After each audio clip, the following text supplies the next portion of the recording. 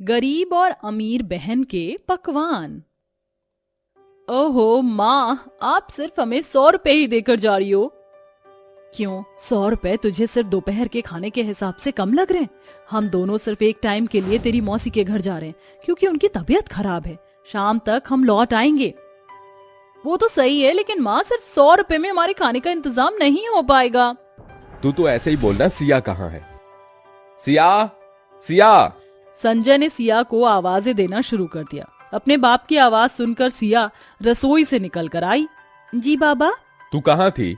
वो माँ, बाबा आप दोनों मौसी के घर जा रहे हो ना, तो इसीलिए मैं रिया और मेरे लिए दोपहर का खाना बना रही थी। खाना? लेकिन बेटा घर में तो कुछ भी नहीं था। हाँ माँ, बस थोड़े से आलू पड़े हुए थे तो मैंने उन्हीं से आलू के पराठे बना लिए। इसे कहते हैं दिमाग। अरे कुछ सीख अपनी बहन से। क्या हुआ? कुछ नहीं, अब हम दोनों चलते हैं, तुम अपना और घर का ख्याल रखना। ऐसे बोलकर संजय और सीमा दोनों ही चले गए। अब घर में बस सिया और रिया ही थे। अरे रिया, तू फिर से इस मोबाइल में ही लग गई। तो मैं और क्या करूं? मुझे किचन में काम है, आकर मेरी मदद करवा दे। हाँ, मुझे किचन के काम पसंद नहीं है, आप ही कीजिए। अच्छा, अब कुछ ही दिनों बाद तेरी भी शादी होने वाली है, अपनी सास को भी तू यही जवाब देगी? सास से क्या बोलना है वो मैं तब देखूंगी। अभी आप प्लीज मुझे डिस्टर्ब मत करो, मेरी बहुत इंटरेस्टिंग वीडियो चल रही है। ऐसे बोलकर सिया अपने मोबाइल में ही लगी रही। सिया और रिया वैसे तो दोनों बहनें थीं, लेकिन दोनों ही बहनों के व्यवहार में जमीन और आसमान का अंतर था। जहाँ सिया कम चीज में ही बहुत सोच समझ कर अपना गुजारा कर लेती थी, वहीं रिया को अगर पूरे राशन का कट्टा भी दे दो तो उससे तब भी कुछ करना नहीं आता था। ऐसे ही देखते देखते दिन बीत गए और अब दोनों ही बहनों की शादी हो चुकी थी। नसीब से रिया को एक अमीर घराने का ससुराल मिला था, जहां पर किसी भी चीज की कोई कमी नहीं थी। और सिया की शादी बस एक गरीब परिवार में ही हो गई थी, लेकिन सिया को इस सब की परवाह ही नहीं थी। वो अपने गरीब ससुराल में भी बहुत खुश थी और आज दोनों ही बहनों की ससुराल में पहली रसोई थी। बहू देख, मैं कोई अमीर सास तो हूँ नहीं जो तेरी पहली रसोई के लिए भर भर कर राशन मंगवा पाती। मैंने तेरे लिए थोड़ा सा दूध, चावल और आलू मंगवा दिए हैं। अब इनसे जो तुझे समझ आए वही बना देना। अपनी सास की बात सुनकर सिया मुस्कुराती हुई अपनी पहली रसोई की रस्म करने चली गई। आस्था सोच रही थी कि सिया उन सब चीजों से सिर्फ चावल की खीर और आलू की सब्जी ही बनाएगी, लेकिन सिया के मन में कुछ और ही चल रहा था। उसने दूध से बर्फी बना दी और चावल और आलू को एक साथ पकाकर उनके बड़े ही स्वादिष्ट पीले चावल बना दिए। वो स्वाद में इतने लाजवाब थे कि उन्हें खाते ही सभी ने सिया की तारीफों के पुल बांध दिए। वाह सिया, आज का पीला भोजन तो मेरी जिंदगी का सबसे ज्यादा स्वादिष्ट भोजन था। खाकर मजा आ गया। और ये बर्फी भी लाजवाब बनी है, बिल्कुल हलवाई जैसी। बहू, मुझे नहीं पता था कि इस इतने कम सामान को तू किस तरह से इस्तेमाल करेगी। सच में आज ही के दिन मैं तो तेरी फैन हो गई। एक तरफ सिया की ससुराल में ये सब चल रहा था, तो वहीं दूसरी तरफ, अरे बहू, आज तेरी पहली रसोई है, मैंने सारा जरूरत का सामान तेरे लिए मंगवा कर रख दिया है। जी सासू माँ। अपनी सास की बात सुनकर रिया भी रसोई में आ गई, जहाँ पर एक कट्टा भरकर राशन ही राशन रखा हुआ था। देखूं तो जरा क्या क्या है। रिया ने राशन को चेक करना शुरू किया। उसमें 2-3 तरह के फल, दूध, चावल, आटा, दाल, सब्जियां और भी वगैरह वगैरह चीजें थी। सारे सामान को देखकर रिया बोली, अरे नहीं, मैं तो आज पिज्जा बनाने वाली थी, लेकिन इसमें तो पिज्जा बेस और चीज ही नहीं है। अब मैं क्या करूं? चलो मीठे से शुरुआत करती हूँ। मैं मीठे में कस्टर्ड बनाऊंगी। रिया ने कस्टर्ड बनाने के लिए सामान में हाथ चलाया और बोली, अरे नहीं, इसमें तो कस्टर्ड पाउडर और मेरा फेवरेट एप्पल भी नहीं है। हाँ, मैं क्या बनाऊं? रिया ने इतने सारे सामान के बावजूद भी वो कुछ नहीं बना पा रही थी। चलो कोई इजी और टेस्टी रेसिपी यूट्यूब से ही देख लेती हूँ। रिया ने बहुत देर यूट्यूब पर रेसिपीज को स्क्रॉल किया, लेकिन उसे कुछ भी समझ नहीं आया। ये लोग कुछ ना कुछ ऐसा डाल ही देते हैं जो मेरे पास नहीं है। अब मैं क्या बनाऊं? रिया परेशान थी कि आखिर वो अपनी पहली रसोई में सभी को क्या बनाकर खिलाए। मुझे लगता है कि अब मुझे अपने ही दिमाग से कोई रेसिपी बनानी होगी। चल रिया, काम पर लग जा। रिया ने अपने ही दिमाग से आलू की सब्जी बनाई जो जरा सी भी अच्छी नहीं बनी। उसने दूसरी तरफ गैस पर खीर पकने को रखी हुई थी, जो भी पूरी की पूरी जल गई। अरे नहीं, मेरा तो एक भी पकवान सही नहीं बना। जो भी हो, मैं इतनी ज्यादा परेशान हुई हूं तो अब सभी को यही खाना पड़ेगा। रिया ने सभी की प्लेट में अपनी अधपकी सब्जी और जली हुई खीर निकाल दी। रिया के बनाए पकवान देखकर ललिता बोली, ये क्या बनाया है तूने? तुझे तो मैंने कितना कुछ मंगवा कर दिया था, फिर भी। तुम्हें खाना बनाना आता नहीं है क्या? नहीं, वो बात नहीं है, बस जो मैं बनाने वाली थी उसके हिसाब से सामान कम था। रिया की बात सुनकर उसकी सास और बेटा चुप हो गए। ऐसे ही दिन बीतते रहे। सिया तो अपनी ससुराल में कम चीजों में भी बहुत ही अच्छे से गुजारा करती थी, लेकिन रिया को ढेरों चीजें मिलने के बाद भी वो बस शिकायत ही शिकायत में रहती थी। इसी तरह से सिलसिला जारी था कि एक दिन अभिषेक और ललिता को लेकर रिया अपनी बड़ी बहन सिया के घर आई। आइए आइए। नमस्ते दीदी। नमस्ते। सभी अंदर आकर बैठ गए और आपस में बात करने लगे और इसी तरह शाम हो गई। चल बहू, घर जाकर खाना भी तो बनाना है। नहीं, आप कहीं नहीं जा रहे हो। इस समय हम आपको अपने घर से भूखे पेट नहीं जाने देंगे। अरे पर प्लीज रुक जाइए, ललित जी वैसे भी आपके लिए खाने का सामान ही लेने गए हैं। सभी के इतना बोलने पर रिया का परिवार वहां रात के खाने के लिए ठहर गया। कुछ देर बाद ललित थोड़ी सी सब्जियां और दूध ले आया। ये लो सिया, अब इससे कुछ बढ़िया सा बना देना। मेरे पास सिर्फ इतने ही पैसे थे तो मैं बस यही लेकर आ गया। सिया ने खुशी से वो सब्जियां ले ली और उनसे बहुत ही स्वादिष्ट सब्जी, साथ में पूरियां और दूध से बड़ी ही स्वादिष्ट मिठाई बना दी। सभी सिया के बनाए खाने को खाकर बहुत ज्यादा खुश हो गए और उसकी तारीफ करने लगे। लेकिन रिया कुछ शांत शांत सी थी। जब सिया रसोई में गई तब रिया भी पीछे पीछे गई और बोली, दीदी जब जीजाजी आए थे तब मैंने देखा था, वो कुछ खास सामान तो नहीं लाए थे, लेकिन फिर भी आपने इतना सब कैसे बना लिया? दिमाग लगाकर। मतलब मैं भी बहुत दिमाग लड़ाती हूँ लेकिन कुछ नहीं बना पाती।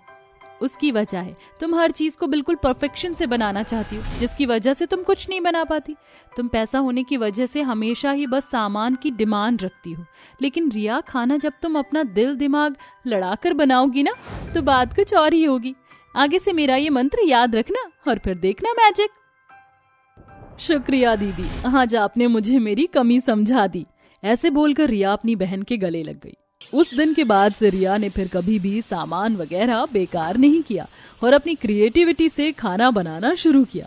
अब रिया का खाना भी उसकी ससुराल में पसंद आने लगा था और सभी बहुत ज्यादा खुश थे। मॉडर्न बहू ने बनाया गाजर का हलवा। ओहो सज धज के मैं जरा बन ठन के, बान चलाऊंगी नैनन के, आई ना जरा सवार लूं, खुद अपनी नजर उतार लूं कि मैं तो सज गई रे। आहा हा हा हा हा। वाओ, मेरा मेकअप तो मैंने काफी अच्छा किया है। Now I am getting late for my club party. Short dress पहनकर शेफाली घर से बाहर जा ही रही थी कि उसकी माँ वैशाली कहती है, शेफाली कहाँ जा रही है रात के 8 बजे ऐसी ड्रेस पहन के?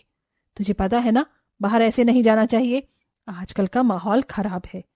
ओफ मॉम, नॉट अगेन, मुझे बहुत लेट हो रहा है। दीपाली मेरा वेट कर रही है, मैं क्लब जा रही हूँ, बताया तो था आपको। ये क्या तरीका है? अपना ये क्लब लॉन जाना बंद कर दे, बहुत हो गया, शादी के दिन आ रहे हैं तेरे। व्हाट?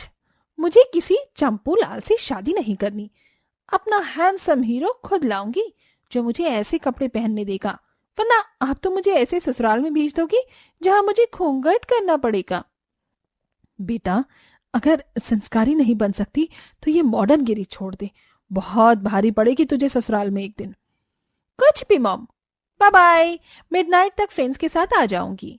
ये कहकर शेफाली क्लब के लिए निकल जाती है और अपने दोस्तों के साथ चिल करती है। गाइस, बोर मत करो, ड्रिंक करके झूमने नाचने में जो मजा है ना वो ऐसे बैठकर हुक्का पीने में नहीं है। ओके, चल पीते हैं।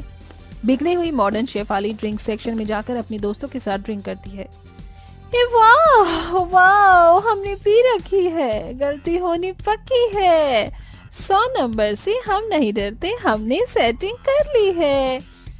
ओ ओ ओ वो हुक्का बार, तेरा प्यार प्यार प्यार, हुक्का बार, तेरी अखियों का वार जैसी शेर का शिकार, तेरा हुस्न धुएंधार जैसी जलता शिकार। नाचते नाचते शेफाली की हील टूट जाती है। वो गिरती है कि अरुण नाम का लड़का उसे संभाल लेता है। एक्सक्यूज मी, आप ठीक तो हैं? ये तेरा प्यार प्यार प्यार। जानू, आप कौन हो? अरे जानू बोलो तो। जानू हुए ना मेरे? लगता है मैडम आपको ज्यादा ही चढ़ गई है। एक्सक्यूज मी, संभाली जा रही है और मैं भी इसे संभाल नहीं सकती। आप क्या टैक्सी करवा देंगे? हाँ बिल्कुल। अरुण उसे गोद में लेकर टैक्सी में छोड़ देता है। दोनों के फोन गिरकर एक्सचेंज हो जाते हैं। अरुण को भी अपने फोन का होश नहीं था। अगली सुबह जब शेफाली अपने फोन का लॉक ओपन करती है तो उसमें अरुण की फोटो आती है। अरे ये लड़का कौन है और मेरे फोन में इसकी फोटो कैसे लगी? अरे ये तो मेरा फोन ही नहीं है। लगता है हैंगओवर के चक्कर में मेरा फोन एक्सचेंज हो गया। मुझे जाना होगा। वैसे लड़का स्मार्ट तो है। वहीं सुबह अरुण उठकर अपना फोन देखता है तो उसे भी शेफाली की फोटो दिखाई देती है और वो समझ जाता है कि फोन एक्सचेंज हो गया। तभी उस पर दीपाली का कॉल आता है। एक्सक्यूज मी, ये शेफाली का फोन है। मेरा फोन उनसे एक्सचेंज हो गया है। आप ये मैसेज उनके घर पर जाकर दे दीजिए किसी तरह और उन्हें मैकडी पर बुला दीजिए। मुझे अपना फोन वापस चाहिए। अरे नहीं, आप वो तो नहीं हो जो रात को हमारी हेल्प कर रहे थे? मेरी फ्रेंड को टैक्सी में बिठाया था। हाँ हाँ वही हूँ। प्लीज आप उन्हें लेकर आ जाइए।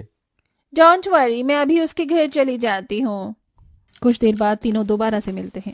सॉरी, रात को मेरी वजह से फोन एक्सचेंज हो गए। इट्स ओके, ये तो बहुत छोटी सी बात है, किसी से भी हो सकता है। By the way, you are too hot. Sorry, मैं खुद को कहने से रोक नहीं पाया। इट्स ओके, मैं हूँ ही इतनी सुंदर। वैसे मिलते रहा करिए। हैंडसम तो आप भी बहुत हैं। हम फ्रेंड्स बन जाएं? बिल्कुल। अरे गाइस, मैं भी यहाँ पर आई हूँ। प्लीज कुछ खाने का ऑर्डर कर दो। अरे हाँ। फिर वो खाना ऑर्डर करते हैं। दिन गुजरते हैं। शेफाली और अरुण ही बहुत अच्छे दोस्त हो जाते हैं, जिसके बाद वो अक्सर मिलते रहते हैं और इतना एक दूसरे से घुल मिल जाते हैं कि दोनों अपने घर वालों से बात कर झटपट से शादी कर लेते हैं। सास अर्चना इस शादी के खिलाफ थी क्योंकि उसकी बहू मॉडर्न थी। फिर भी दिल पर पत्थर रखकर वो अपनी बहू का गृह प्रवेश करती है। बहू, ये ले, अपने हाथों का छाप लगा यहाँ। उफ माँ जी, इस हल्दी से तो मेरे हाथ पीले पीले हो जाएंगे। मुझे नहीं करना। छी, फर्स्ट ऑफ ऑल मुझे गर्मी लग रही है इस शादी के जोड़े में बहुत ज्यादा।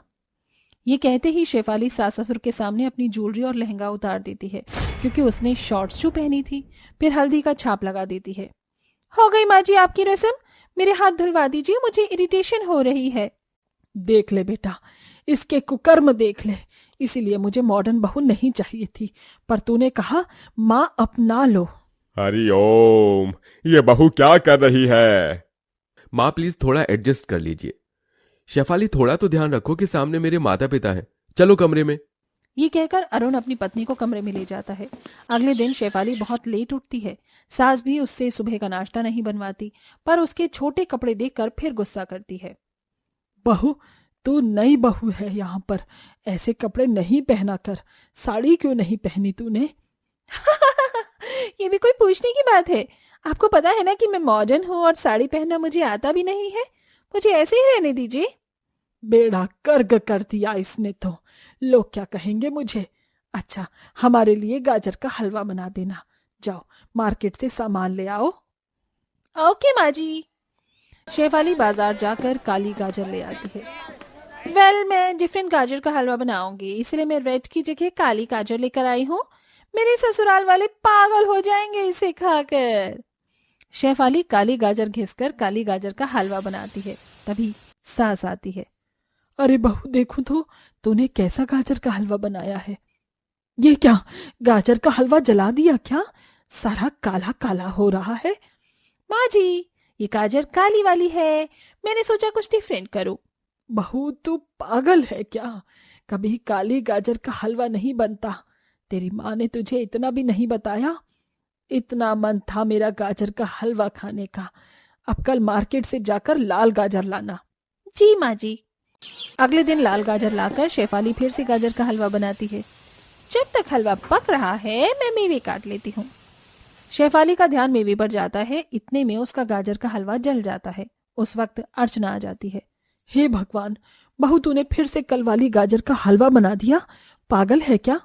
नहीं माँ जी, गाजर का हलवा जल गया है। मेरी ही मति भ्रष्ट है जो मॉडर्न बहू से मैं गाजर का हलवा बनाने की सोच रही हूँ। मेकअप और छोटे कपड़े पहनने से तो तेरा सारा ध्यान ही रहता है। एक गाजर का हलवा बनाना भी सीख लेती तो क्या जला जाता तेरा। माँ जी, मुझसे गलती हो गई। आप मुझे एक मौका और दीजिए, मैं इस बार अच्छे से गाजर का हलवा बनाऊंगी। अब रोकर मत दिखा मुझे, वैसे ही तू बहुत खटकती है। तेरे चक्कर में मेरे गाजर का हलवा खाने का सपना ही रह गया। गुस्से में अर्चना वहां से चली जाती है और शेफाली अपने पति को सारी बात बताती है तो वो उसके आंसू पोंछता है। रो नहीं, मुझे भरोसा है तुम अच्छा बनाओगी। मैं तुम्हारी मदद करूंगा। जी मैं कोशिश तो कर रही हूँ पर हो ही नहीं रहा। मैं हमेशा गड़बड़ कर देती हूँ। अगली सुबह शेफाली गाजर का हलवा बनाती है जिसमें छुपकर अरुण उसकी मदद करता है। गाजर के हलवे की खुशबू सूंघकर सास ससुर आते हैं। इतने में अरुण चला जाता है। अरे वाह, खुशबू आ रही है गाजर के हलवे की। बहू ने बनाया है? आज की डेट में इसने अच्छे से गाजर का हलवा बना दिया। अब परोस भी दे मॉडर्न बहू। अगर साड़ी भी पहन लेती तो तेरा क्या बिगड़ जाता। माँ जी आप चख लीजिए, फिर डांट लेना, ठंडा हो जाएगा वरना। शेफाली अपनी ससुराल वालों को गाजर का हलवा खिलाती है जिसे खाकर वो मॉडर्न बहू की बहुत तारीफ करते हैं। बहू जरा और हलवा दे। शेफाली हलवा देती है कि उसकी चेयर की कील से स्कर्ट फट जाती है। ये देख अर्चना कहती है, हे भगवान, इसीलिए बहू मैंने तुझे समझाया था पर तुझे समझ नहीं आती। अरे ये कपड़े तुझे शादी से पहले जितने पहनने थे पहन लिए। अब तो इस घर में है, तेरे सास ससुर हैं तो कुछ तो लिहाज कर ले। तूने गाजर का हलवा अच्छा बनाया है पर खुद को भी अच्छा बना। हाँ बहू, हम तुम्हारे कपड़ों को जज नहीं कर रहे। बस घर में साड़ी पहन लो। जब तुम्हें अरुण के साथ बाहर घूमना हो तुम कितना भी पहन लेना, पर ऐसे मत पहनना कि ऐसी दिक्कत हो और बार बार हमें अपनी नजरें झुकानी पड़े।